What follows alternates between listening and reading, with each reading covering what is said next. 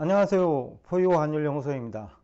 오늘은 지난 1분기 미국 증시, 그 중에서도 우리나라 서학개미들이 많이 관심을 가지고 있는 나스닥 100 지수 관련 얘기를 하고자 합니다. 지난 연말만 하더라도 1분기에 굉장히 주가가 큰 폭으로 하락할 거 아니냐라는 얘기가 지배적이었죠.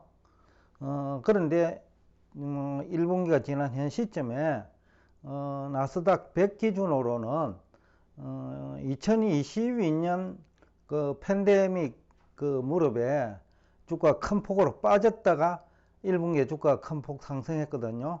그 이후에 금년 1분기 상승률이 가장 높다. 즉 다수 경제 전문가들은 모두 다 큰 폭으로 20% 정도 빠질 거로 예상을 했는데 실제 시장은 20% 이상 상승을 한 거죠. 그러면 거꾸로 투자를 한 사람은 어떻게 되겠어요? 20% 이상 손해가 났겠죠. 3배수에 투자한 사람은 60% 손실이 났을 거고, 또 오르는 쪽에 3배수로 배팅한 사람은 또 60% 이익이 났겠죠. 그러니까 부정적으로 본 사람과 긍정적으로 본 시장을 본 사람의 수익률 격차는 120% 정도 난다고 봐야 되겠죠. 한 분은 60% 원본 소실, 또 다른 한 분은 60% 이익이니까요. 과거 얘기를 얘기해봐야 큰 의미는 없는데, 그럼에도 불구하고 과거를 우리가 한번 되짚어 봄으로써 왜 실패했는지, 가장 큰 원인은 포유환율연구소와 98% 경제 전문가들의 차이점이 GDP 성장률 전망이라고 봐야죠.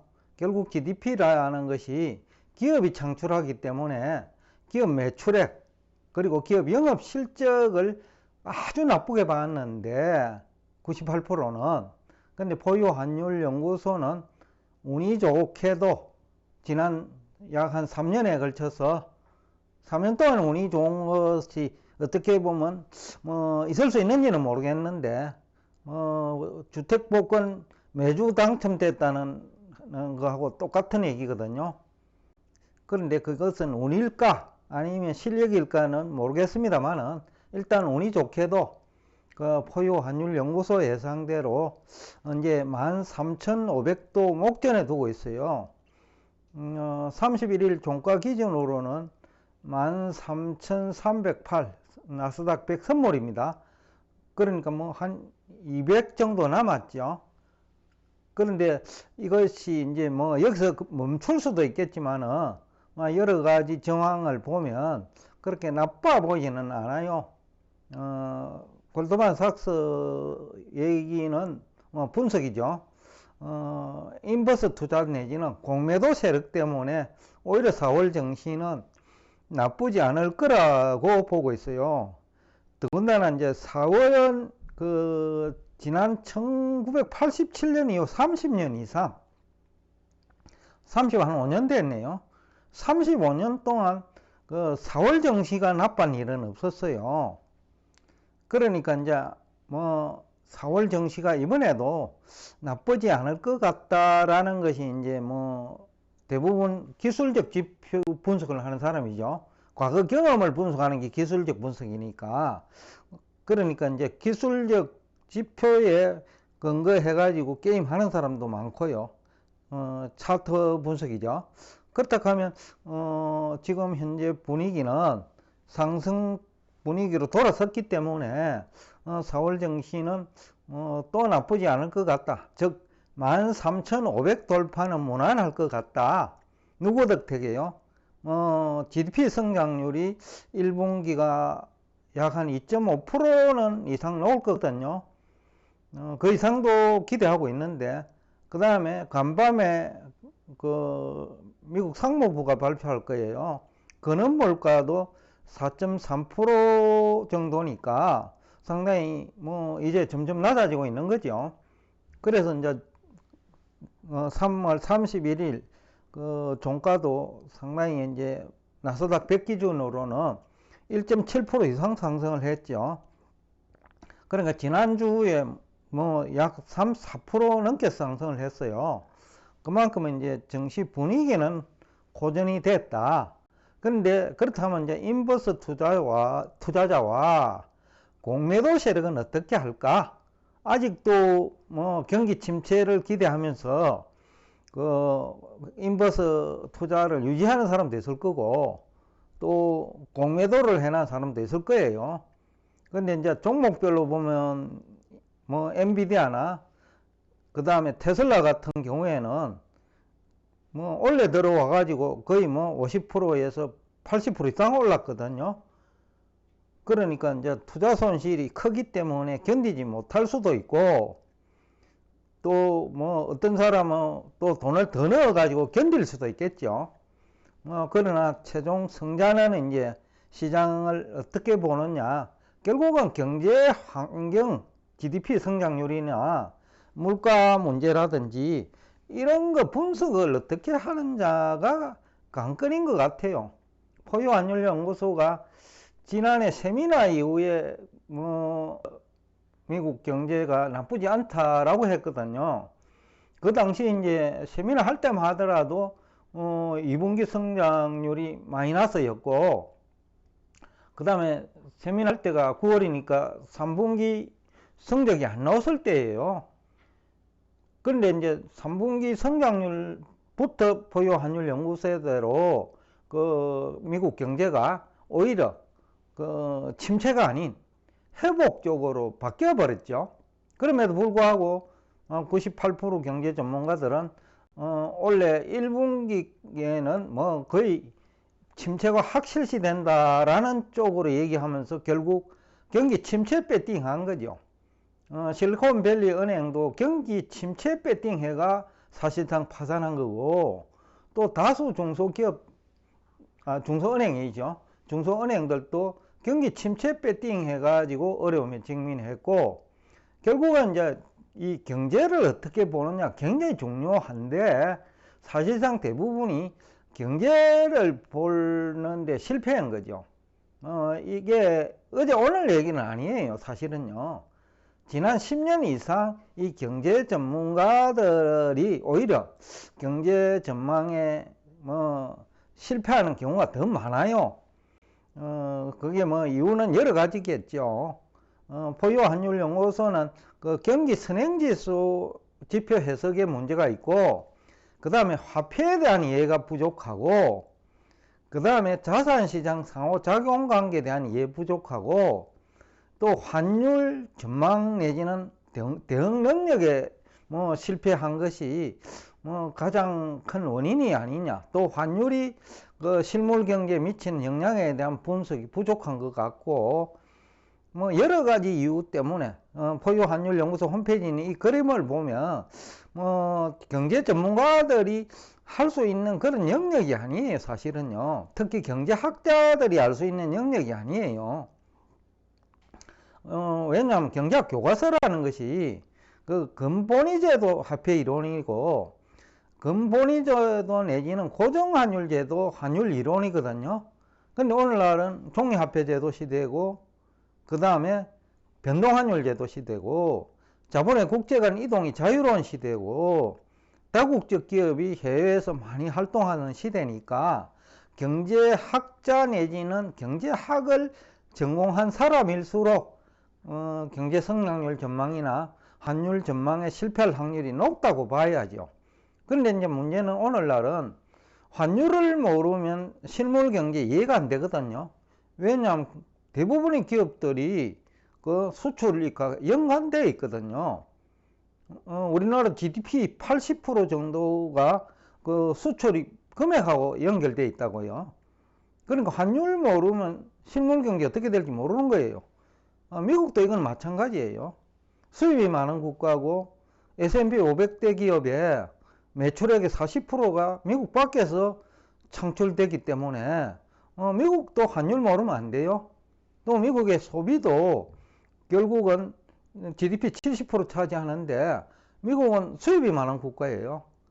그러니까 환율을 모르는 경제 전문가는 있을 수가 없는데 우리 경제학자나 경제 전문가들은 고정환율제도 시대 그 환율 이론 그리고 종이화폐 시대 화폐 이론, 근본위 제도 시대 화폐 이론을 배워가지고 뭐 시장을 전망하고 성장률 전망하고 하다 보니 98%는 실패하는 것이 어떻게 보면 자연스러운 거예요. 그래서 이제 경험자가 중요하다는 얘기고, 그리고 최근에 어떤 분 댓글로 보니 똑같은 교과서, 똑같은 선생님 밑에서 공부를 해가 시험을 쳐보면 40점 이하도 있고, 그리고 80점 이상도 있다. 특히 주관식은 그 정도가 심해요. 포유 환율 연수가 한번 얘기했을 거예요. 재정학 같은 경우는 어렵다 보니까 서울대 경제학과에서 열심히 4년 동안 공부해가지고 주관식 시험 치면 과락이 많거든요. 그러니까 40점이 안 되는 거죠. 4년 동안 열심히 해도. 그만큼 이제 어렵다 보니까 또 재정학 같은 거는 안 하다 보니 그 지식의 균형이라 할까요? 경제학은 시장 실패를 공부하는 학문이에요. 효율성을 추구하지만은 그 효율을 추구하다 보면 결국은 시장이 실패하거든요. 근데 이제 재정학은 시장 실패를 치유하는 학문이니까 그 밸런스가 유지가 돼야 되는데, 그래야 경제 전문가로 활동을 할 수가 있죠. 근데 그게 안 되니까 대부분은 이제 경제학이 쉬우니까, 경제학 쉽다 하면 이것도 다수는 무슨 소리인지 이해가 안 될 건데, 재정학과 비교하면 너무 쉽다라는 거죠. 그러니까 경제학 6개월 공부하면 40점 내지 50점 나올 수 있는 거는, 이거는 6년을 공부해도 재정학은 40점 받기가 힘든다. 주관식으로 시험을 치면요. 그 정도로 이제 어렵다 보니까 지식의 밸런스를 유지하기도 힘들죠. 그래서 이제 다수 경제학 박사들도 재정학 쪽은 굉장히 취약하거든요. 그러다 보니까 환율만 올라가면 일본 망한다, 영국 망한다, 미국 망한다는 얘기를 많이 하지요. 그렇지만은 그 환율이 어떻게 보면 자정 기능을 하기 때문에 오히려 망하지 않게 하는 역할을 하는 거죠.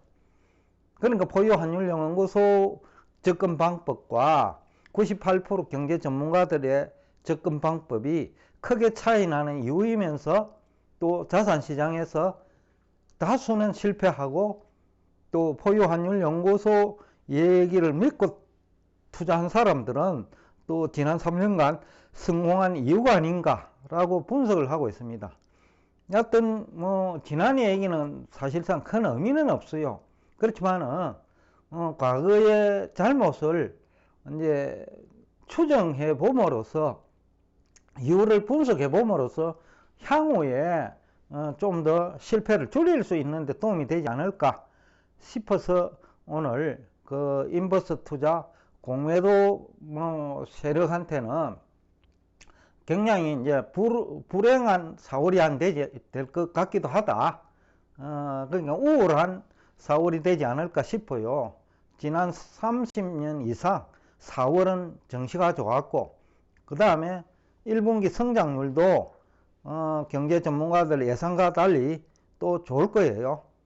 그렇다 하면 이제 호재가 많기 때문에 인버스 투자자와 공매도 세력 덕택에 4월 정시는 13,500 나스닥 100 기준이죠. 무난하게 돌파할 것으로 예상을 하고 있습니다. 여튼 오늘도 끝까지 경청해 주셔서 감사하고, 그 다음에 이번 주 토요일, 다음 주 토요일입니까? 오늘 토요일이니까 다음 주 토요일 날 2시에 아마 역삼역 근처 될 것 같아요. 역삼역 1번 출구로 지금 알고 있는데, 아마 1번 출구 나오자마자 불과 한 도보로 한 30보, 도보로 30분이 아닙니다. 30보 정도 거리에 있지 않을까 싶어요. 그러니까 교통이 역삼역이고 하니까 아마 주차 공간은 없는 걸로 알고 있어요.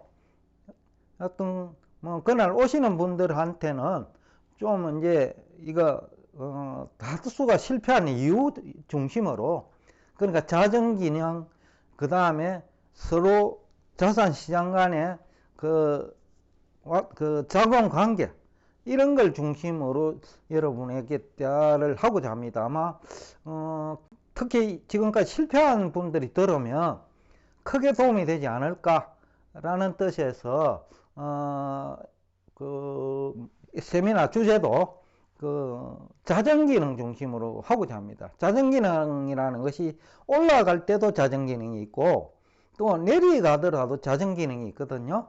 그것만 이해하더라도 여러분들이 인버스 투자에도 신중하고 또 차트 보고 추격 매수하는 데도 신중해질 수 있다는 측면에서 상당히 어떤 그 방송 채널에도 여태까지 얘기하지 않은 그런 내용이니까 많이 참석하셔가지고 여러분들의 재산 정식에 크게 도움이 되기를 기대하면서 오늘 여기서 대화를 마치겠습니다.